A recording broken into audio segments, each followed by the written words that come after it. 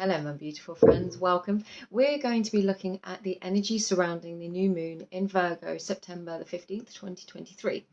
Now, this new moon is going to be bringing a lot of practical, literal, physical matters to our attention. Of course, it's going to impact everybody in the specifics differently depending on your own personal charts. I'm not an astrologer, so these are the general collective intuitive messages that are coming through at this time. But the focus with Virgo for me is coming through as looking at the life we're living, looking at practical matters. Now, Mercury is also retrograde still for another week or so. So we could be really being called to look at what is working in our life in terms of our actions, in terms of our habits. And this could certainly relate to our manifestations or what is manifesting in our life. Taking a look with a degree of realness, with clarity at what is actually occurring and how does that line up with the dreams, hopes, goals, vision for the future that we have. Now, the new moon is typically associated with a time for setting intentions and manifesting. And I think with the Virgo energy that's coming through, as far as I believe that our energy and our vibration is so it is at the paramount of our of importance when it comes to creating the life that we want to live.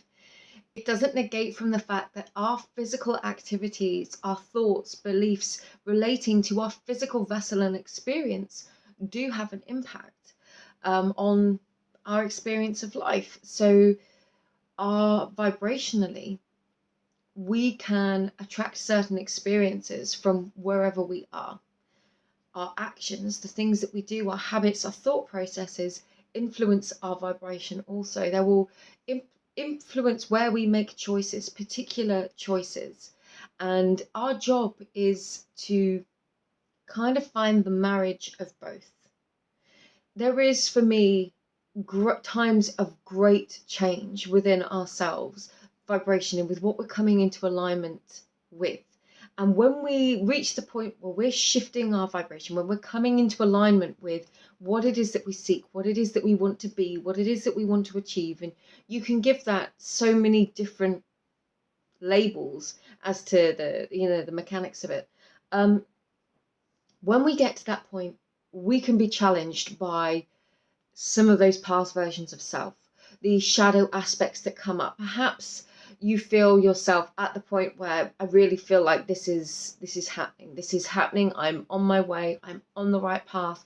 And then you have all these things coming up and you're just like, what is going on? Why am I having this experience? This must mean, this must mean, this must mean. And we assign meaning to it that we're not on the right path. We're not getting what we want. We're not achieving what it is that we want to achieve. Whereas actually, what's coming up is the residual habits, patterns, beliefs that we've held on to that have kept us in our previous state of being, that have kept us at our previous level, if you want to think of it that way. And then we get to that point of being on the precipice of leveling up, in the process of leveling up. Things are going well.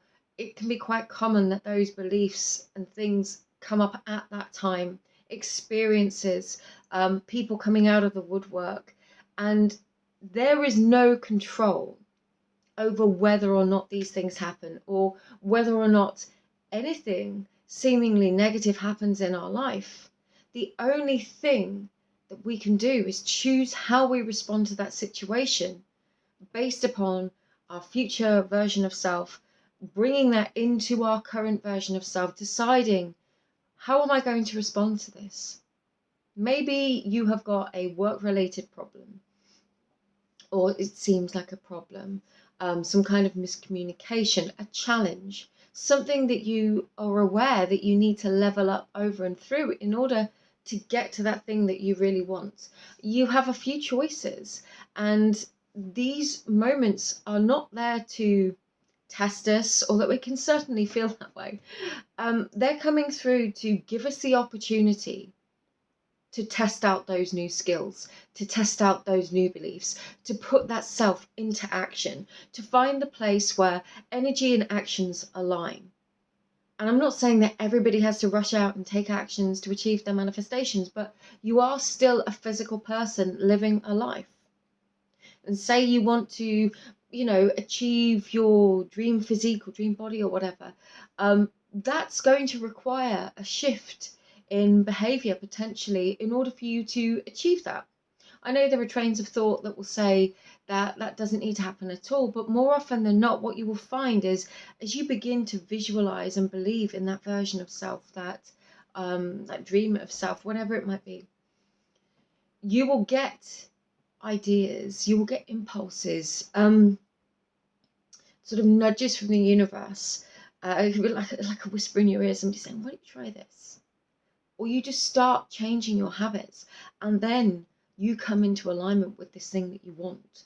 So bringing it back to the energy surrounding this new moon, there could definitely be this emphasis on some of these old habits and things coming to the surface right now, whether they're thought habits, physical habits, just patterns that we've been living out, playing out on a subconscious level.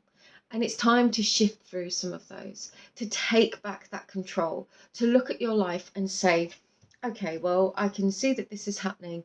What am I going to do about it? And this can be in a really positive sense. Say that you've got some really good traction moving forwards in a particular direction. Take the moment to appreciate the beauty of the moment and be grateful for it, but also think to yourself, okay, and again, if things aren't working, take a moment and say, okay, well, I can see that this is working really well. And I can see that this is maybe perhaps more challenging. So perhaps this is a signal for me that at this time, I need to focus more on this and do less of that. Other times, though, of course, there can be those, it can just be the most minute shift where we have to really come back to self and be real with ourselves about some of these subconscious patterns that we are just playing out in our everyday actions. And they can lead us to, say for myself, for example, if it's just me, we're posting social media, it's like, oh, look at the clock, it's time to put something together to share. Maybe that isn't what you really want to do. Maybe that's not what you're being called to do. So take your moment, take your pause. If you've got that feeling of uncertainty or like something is trying to bring itself to your awareness, take a moment, take a pause, have a think about it, see how it feels, tune into your intuition, go and meditate if you need to, go and journal. Just take that pause that you need in order to reflect and see what comes through. Another thing that's been coming through is really working with our shadow. And this, again, is not specifically just a new moon practice, but when it comes to setting intentions, to manifesting, to what it is that we want to happen in our lives, whatever that may be, whatever it is we want to experience, because presumably that's why you'd be setting intentions or manifesting. Take that moment, and when you have set those intentions, allow yourself to feel into where you find that discomfort within. That is the gap between you having it and where you are right now. Because if something triggers you, say you're looking at somebody externally, somebody that you look up to, respect or admire, or somebody else's relationship, somebody else's good news, and that creates some sort of pang of jealousy or lack within you, try and feel into that. Try and see what it's trying to reveal to you. Because concurrently, we can do some of our most powerful work when we can be open to working through whatever is coming up. That could literally be the one small piece of resistance standing in our way between us and what it is that we want, becoming that version of us that has that thing, that has that experience. It can just literally be that a singular thing. It could be something from our childhood. It could be a past experience that happened years ago. It could be a pattern that we've repeated in relationships, within work, always being the person that's overlooked. And when we go deeper into that, there is a core belief, feeling, experience, something within us that sort of inhabits within our shadow self that we can work with, that we can love, we can accept, we can bring light to. And then in that place, we can integrate that and open to that flow of energy. Allow ourselves to sink deeper into the belief, into the manifestation, into the realization of that dream, goal, or vision. So I hope that kind of makes sense. But those are the two sort of key things at this time that have been really coming up for me. So yes, a fantastic time to visualize, to think about what you want for the future. And there was something else as well. And I was trying to find the right way to word this, because this is an intriguing one. For some, I definitely feel like there could be beautiful manifestations coming in. Absolutely beautiful manifestations. And I just want to say it's okay that once you have achieved something, manifested something, achieved a dream or a goal in your life, it's natural for you to grow in strength and confidence, and then to look beyond where it is that you're at. And we have to be willing to allow ourselves to shift and change and grow with that vision. As that vision grows and changes, we have to be open to going further beyond where we are right now, even if that thing that you really wanted has found its way to you, because life doesn't stop. And I'm not saying that we constantly have to chase and go beyond, but if you're in that place where, sorry for kicking the camera, you have hit a point of realization where, okay, I could actually do this, I can actually achieve this. I wouldn't be surprised if all of a sudden you might start having visualizations, daydreams, experiences, dreams that relate to something beyond that, a much bigger vision. And actually, I think this is quite a key and integral process of our own work. This won't be for everybody, but for some, there could definitely be this feeling of suddenly seeing a much bigger picture. And not just seeing it, but being able to get a real glimpse of how this could come to be. And that comes with a level of perhaps reticence, perhaps even for some a grief process. Maybe you've just landed a dream job or career, whatever it is, and then all of a sudden something new drops in. And it's one of those really physical, visceral desires or intuitive dreams that comes in that you feel so physically, and you're like, I can't ignore this. I literally can't switch this off. And now that it's come to my point of vision, I know and I trust in my intuition enough to know that there is something bigger. And it's okay, because this is often part of the process in beginning to trust your intuition, beginning to peel back those layers of conditioning for us to embrace the greatest version of who we are, to be the greatest version of who we are. The more people, depending on what it is that you want to do, but as we expand and grow and evolve, say the dream gets bigger, you don't have to shy away from those bigger dreams if you don't want to. Okay? Especially not if you feel like, well, I've only just got to this place. And if you need some time, take the time, because like I said, this won't be for everybody, but it feels like for some. And it feels like for some, perhaps in a particular stage of their own path, there could be the realization of a much bigger dream, which could lead to a feeling of spinning out a little bit, or not knowing exactly what's coming next. And in that great void, that feeling of intangible dreams, knowing it's a strange sensation. It's like there is something more, something beyond, something greater that you're being called to, but you perhaps haven't fully seen it yet. Trust the process. Trust that everything on your path has been leading you to the right way. We can't make wrong turns. Even when things do not work out the way we expected, it's all for a reason. It's all bringing us to that one, I don't want to say one thing we're supposed to be doing, but to the present moment, to the right place in the present moment.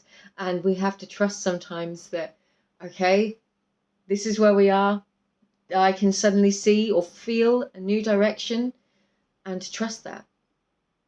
And the more that we can trust in that experience, that call to change, to evolve, and release that resistance to needing to know all of the outcomes, all of the ways in which we're going to get there, every single detail, we allow that breathing space for things to change, for things to happen.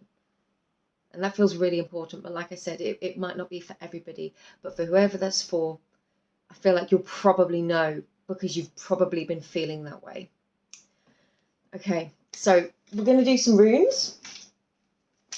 Do some runes for the current energy on how we can work with this new moon energy. And I do just want to touch on as well, because it really does feel like a time where there are going to be manifestations coming to reality. People are going to have the realization of things that they have wanted for a long time. And when that happens, enjoy the moment, be grateful for it, but also if you then realize that there is more you can do, more that you want to do, accept that and allow for those ideas to filter in.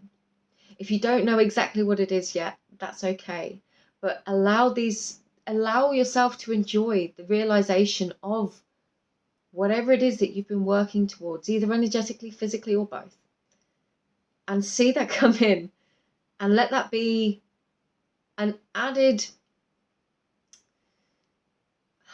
chapter in your story of realizing just what it is that you can achieve. You know, it doesn't mean the end of the book. It's the end of a chapter and the beginning of a new one, which is exciting. Okay, here's some runes.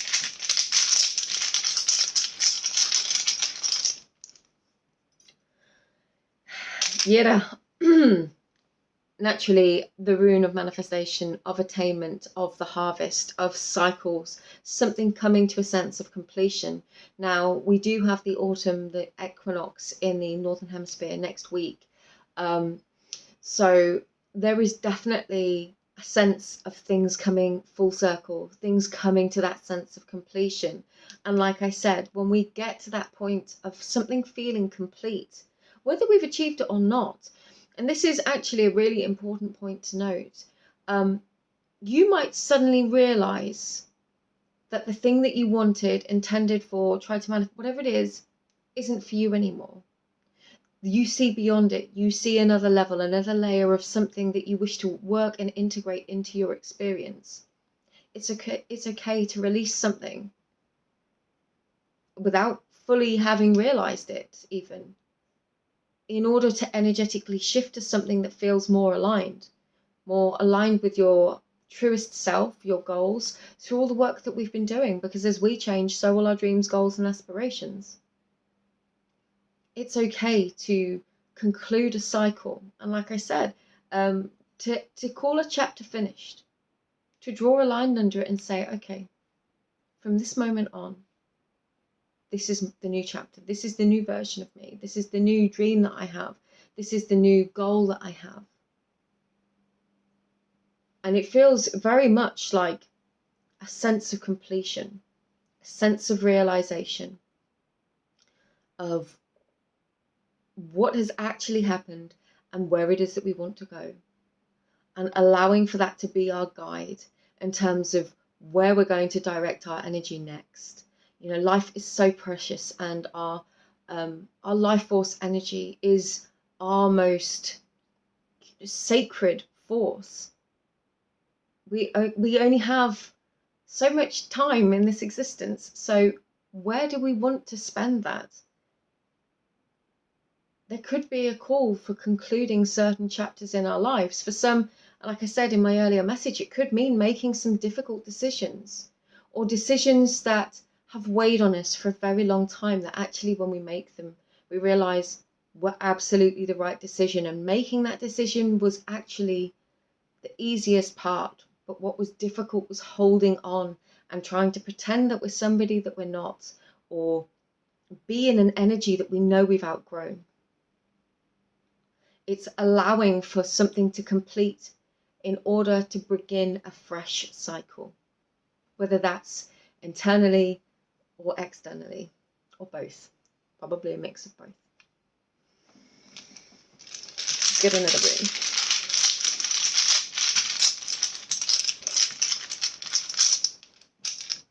What do we got?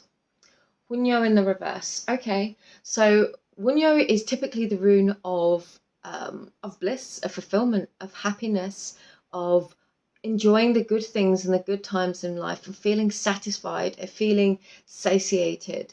And this is important because when it's in the reverse, it's asking us to look at introspectively what is making us feel this way.